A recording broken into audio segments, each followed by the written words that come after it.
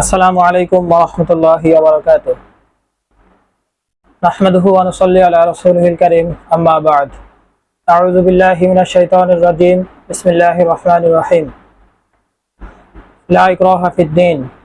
সাদাকাল্লাহুল আযীম। ওয়া ক্বালা রাসূলুল্লাহি সাল্লাল্লাহু আলাইহি ওয়াসাল্লাম, মান কাতালা মুআহিদান ফি গায়রি কুনহিহি হারামাল্লাহু আলাইহিল জান্নাহ।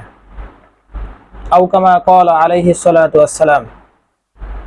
সুপ্রিয় দর্শক শ্রোতাবৃন্দ, আজকের এই ভিডিওতে আপনাদেরকে জানাই অন্তরের অন্তঃস্থল থেকে শুভেচ্ছা ও অভিনন্দন।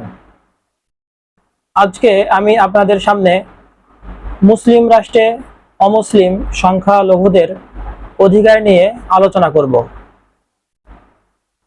এই বিষয়টা এমনই একটি জটিল বিষয় এবং এ সম্পর্কে মানুষের এত কম জ্ঞান রয়েছে যে যার কারণে অনেক অমুসলিম তো দূরের কথা, অনেক মুসলিম সন্তানেরাই, মুসলিম জনগণেরাই ইসলামী রাষ্ট্রকে পছন্দ করতে চায় না।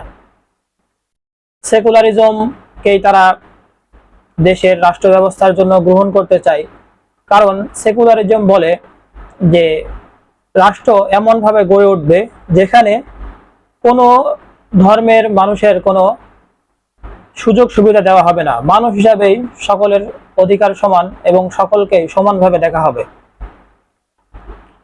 তারা মনে করে যে ইসলাম মানুষের মাঝে বৈষম্য তৈরি করে এবং মুসলিম অমুসলিমদের মাঝে ভেদাভেদ সৃষ্টি করে।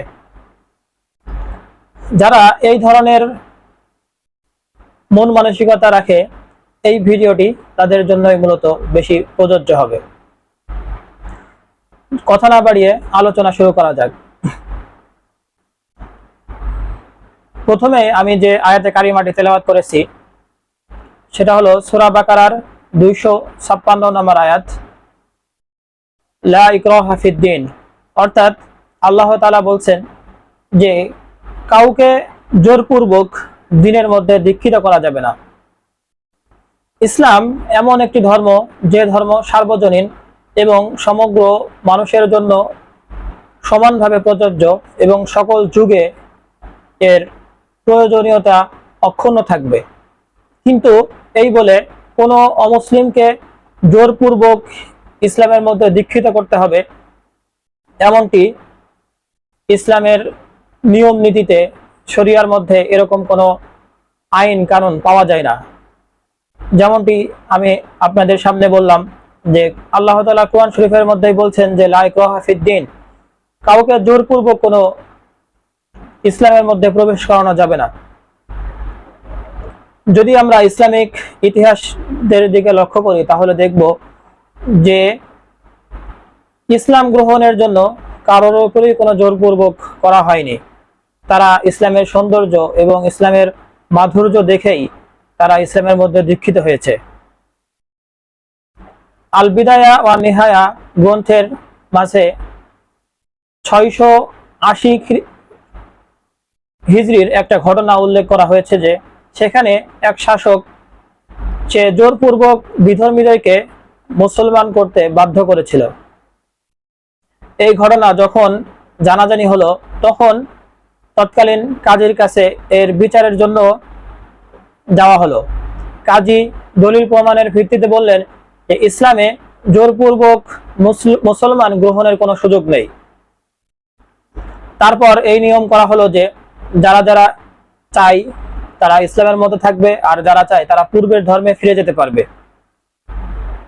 এই ঘোষণা দেওয়ার পর তখন অনেক মানুষই ইসলাম থেকে বের হয়ে তারা নিজেদের ধর্ম পালন করে আসছিল।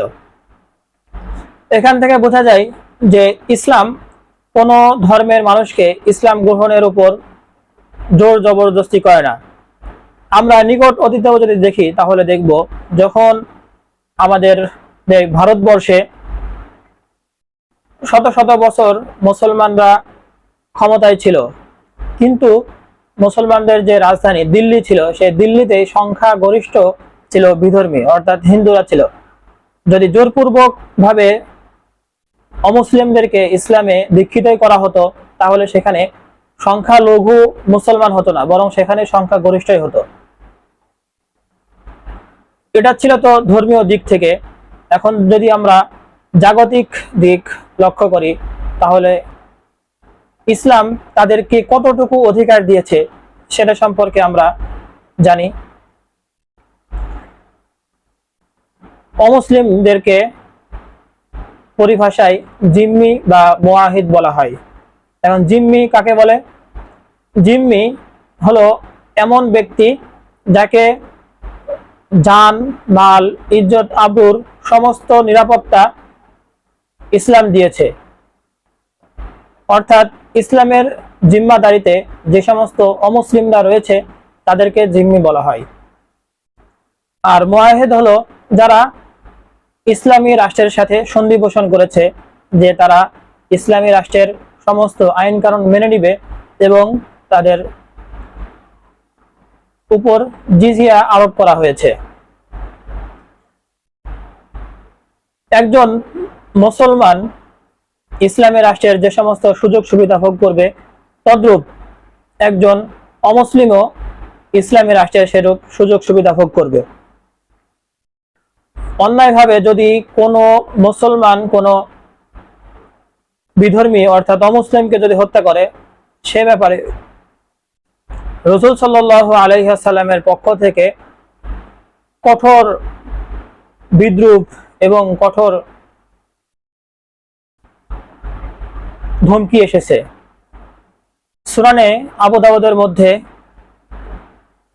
একটি হাদিস বর্ণিত রয়েছে, তা হলো যে রাসূল সাল্লাল্লাহু আলাইহি ওয়াসাল্লাম বলছেন যে আলামান কতালা আলামান যালামা মুআহিদান আও ইনতাকাসাহু আও কাল্লাফাহু ফাওকা তাকাতিহি আও আখাযা মিনহু বিগাইরি শাইইন বিগাইরি তিবি নাফসিহি ফাআনা হাজিজুহু ইয়াউমাল কিয়ামা।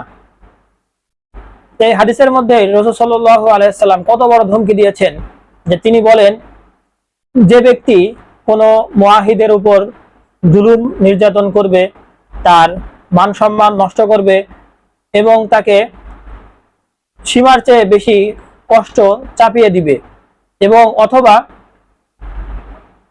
তার অনুমতি ব্যতি রেখে তার কোনো জিনিস গ্রহণ করবে, কিয়ামতের দিন আমি নিজেই ওই মুআহিদের পক্ষ নিয়ে মুসলিমের বিরুদ্ধে দাঁড়াবো।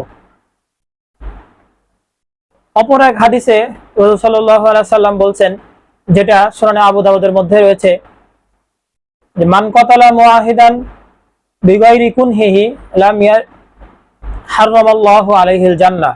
যে ব্যক্তি কোনো মুআহিদকে অন্যায়ভাবে হত্যা করবে, তাকে তার জন্য আল্লাহ তাআলা জান্নাতকে হারাম করে দিয়েছেন। বুখারী শরীফের আরেকটি হাদিসের মধ্যে আসছে, মান কতালা মুআহিদান লাম ইয়ারিহ রাইহাতাল জান্নাহ। যে ব্যক্তি কোনো মুআহিদকে হত্যা করবে, সে জান্নাতের ঘ্রাণও পাবে না, অথচ জান্নাতের ঘ্রাণ 40,000 বছরের দূর থেকে পাওয়া যায়। এই সমস্ত হাদিসে কারিমা এবং আয়াতের মাধ্যমে দেখা গেল যে ইসলাম একজন অমুসলিমদের উপর কত বেশি গুরুত্ব এবং তাদের জানমালের নিরাপত্তার ব্যবস্থা গ্রহণ করেছে। শুধু রাসূল সাল্লাল্লাহু আলাইহি ওয়াসাল্লামই অমুসলিমদের জানমালের নিরাপত্তার ক্ষেত্রে বিধান দেননি, বরং পরবর্তী খলিফাগণও তাদের জানমালের নিরাপত্তা দিয়ে এসেছেন। হযরত ওমর রাদিয়াল্লাহু তাআলা আনহু যখন ইলা জয় করলেন, ইলা বর্তমান ফিলিস্তিনের একটা জায়গা, তখন সেখানকার বাসিন্দাদের উদ্দেশ্যে হযরত ওমর রাদিয়াল্লাহু তাআলা আনহু একটি চিঠি লিখলেন। সেই চিঠির বিষয়বস্তু হলো এই: তোমরা জিজিয়ার মাধ্যমে ইসলামের ছায়াতলে এসেছো, তোমাদের জান, মাল, ইজ্জত, আবরু, নিরাপত্তা ইসলামী রাষ্ট্রের জন্য, ইসলামী রাষ্ট্রই তোমাদেরকে সবকিছু নিরাপত্তা দিবে এবং তোমাদের যে গির্জাগুলো রয়েছে সে গির্জাগুলোকে কেউ বসবাস করবে না এবং সেগুলো ভাঙ্গাও হবে না। তোমরা নিজেরা সেখানে ইবাদত বন্দেগী করতে পারবে এবং নির্বিঘ্নে তোমরা সেখানে থাকতে পারবে। অনুরূপভাবে তারিখে তবারির আরেকটা বর্ণনা, এটা ছিল তারিখে তবারির একটা বর্ণনা।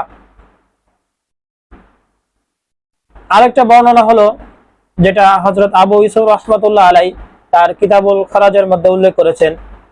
একদা হযরত ওমর রাদিয়াল্লাহু তাআলা আনহু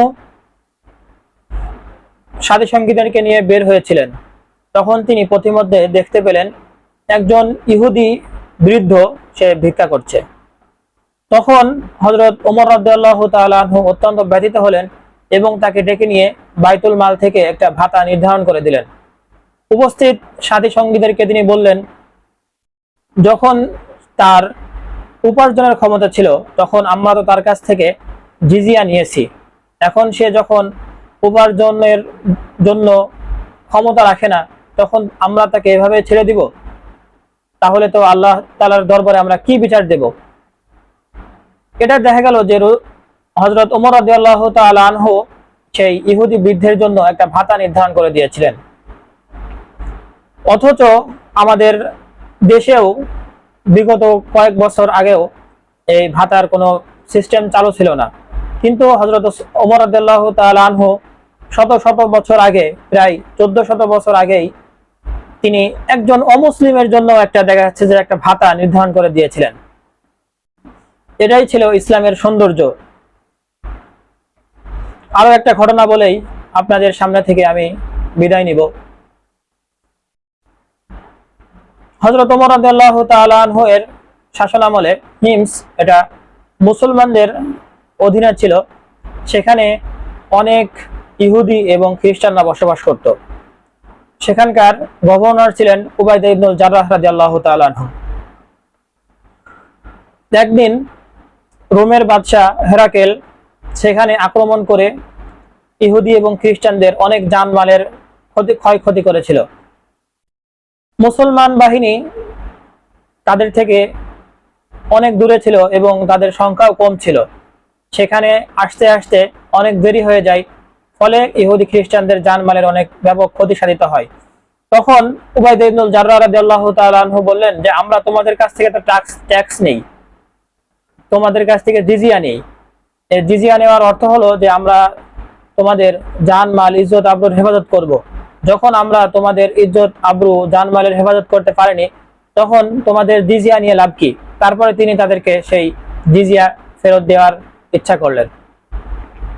এভাবে যুগে যুগে দেখা গেছে যে অমুসলিমরা মুসলিম রাষ্ট্রে কি ধরনের নিরাপত্তা পেয়েছে। অনেক মানুষ রয়েছেন যারা এই জিজিয়া প্রথাকে খারাপ চোখে দেখেন। তারা মনে করেন যে অমুসলিমদের প্রতি এটা একটা বৈষম্যমূলক আচরণ। কিন্তু যদি তারা ভালো মতো জিজিয়ার ব্যবস্থা যদি দেখে এবং ইসলামের আইন কানুনগুলোর দিকে যদি লক্ষ্য করে তাহলে তারা সহজেই বুঝতে পারবে যে এটা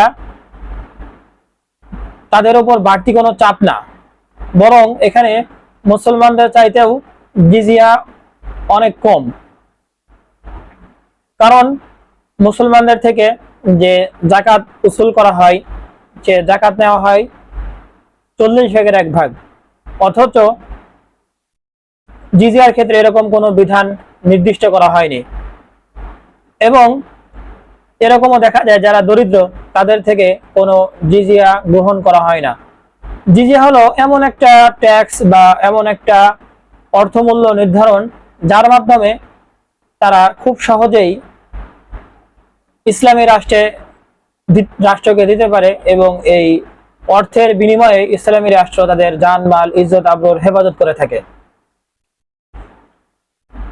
এছাড়াও অন্যান্য যে সমস্ত আইন কানুন রয়েছে, দেওয়ানি, ফৌজদারি, সেখানে একজন মুসলমানের যে অধিকার একজন বিধর্মী তথা একজন ইহুদি খ্রিস্টানেরও তদ্রূপী অধিকার সাব্যস্ত রয়েছে।